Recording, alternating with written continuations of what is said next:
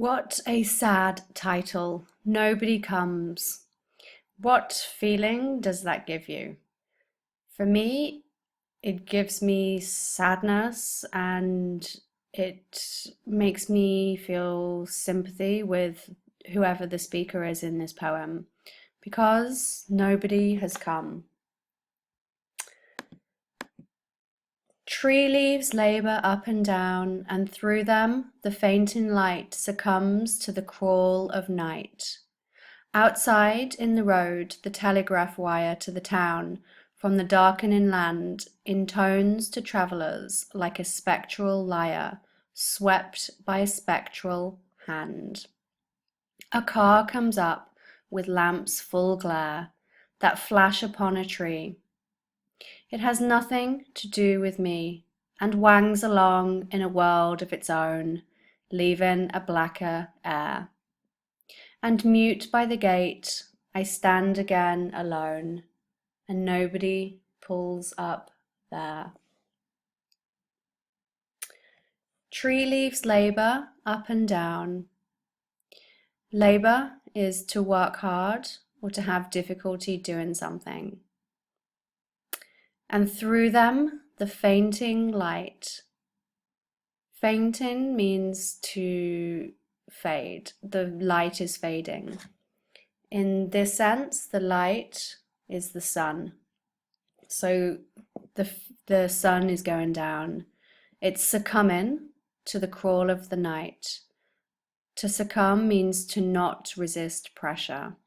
And it has connotations with death because sometimes when somebody dies of a disease, we say they succumbed to it.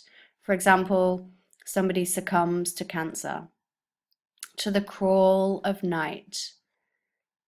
A crawl is a slow movement, so the night was coming in slowly. Outside in the road, the telegraph wire. This here you can see in this picture, this is a telegraph wire.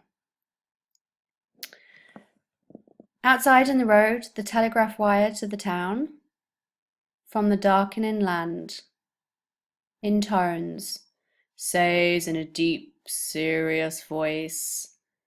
Notice the personification here. To travellers like a spectral lyre. Spectral means ghostly. Lyre we've had before in two poems. We know that it's like a big old-fashioned harp. We saw it in the poem about the Titanic, and we also saw it in one previously, and I can't remember the name. Sorry. Swept by a spectral hand. Spectral here again. There's repetition of the word spectral, given a ghostly feel. A car comes up with lamps full glare. This is a lamp on an old-fashioned car. Remember, this was written in 1927, but it was it was at the beginning of the 20th century, so cars looked very different to what they do now. And full glare means that the lights were on full. That flash upon a tree. It has nothing to do with me. The car has nothing to do with him. It's not coming for him. And wangs along in a world of its own. Wang is an informal word and it means to make a loud noise. So it goes along the road loudly in a world of its own, leaving a blacker air. Blacker might mean that the air behind it was black from the fumes, but it might also metaphorically mean that it is sadder. It's leaving a sad air behind it because the car, or the person in the car, was not coming for the speaker. And mute by the gate, I stand again alone. Mute means silent, when you don't talk. And nobody pulls up there. Nobody drives up to him. So this stanza 1 is setting the scene. It tells us we can infer the season.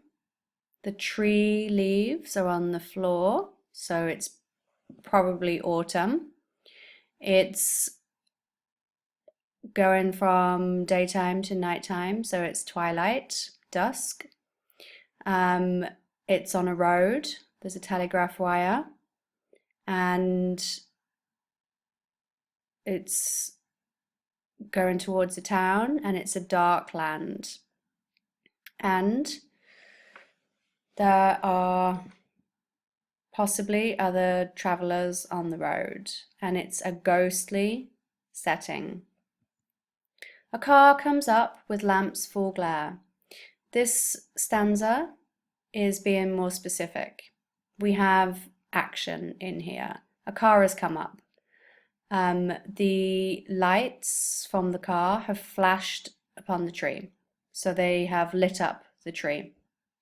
But it has nothing to do with the speaker of this poem, and it continues along the road in a world of its own, leaving the speaker standing alone by the gate.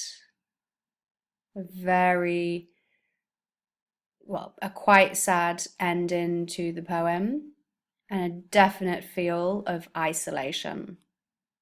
He's standing there alone. Some things to think about. Hardy's longevity. Hardy was, by the time he wrote this poem, had been writing both poetry and prose for a long time. He was into old age when he wrote this poem. And you should think about his longevity and link it to this poem. You should also think about his alienation from the modern world. He does not feel like he belongs in the modern world of the early 20th century, with the cars and the busy cities. He's much more at home in the countryside, and he has a very strong connection to the rural world. And we can see this in a lot of his poems.